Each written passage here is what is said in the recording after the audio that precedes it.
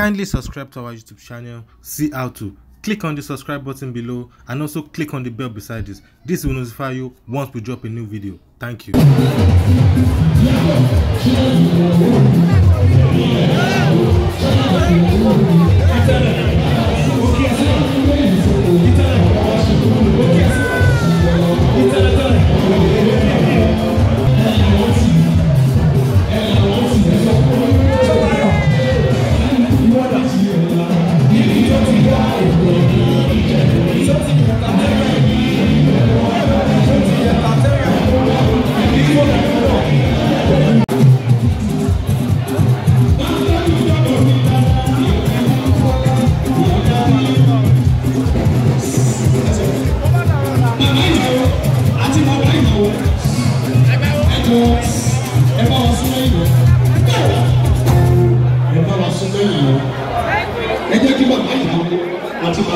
Thank you so much for watching. You want to see more?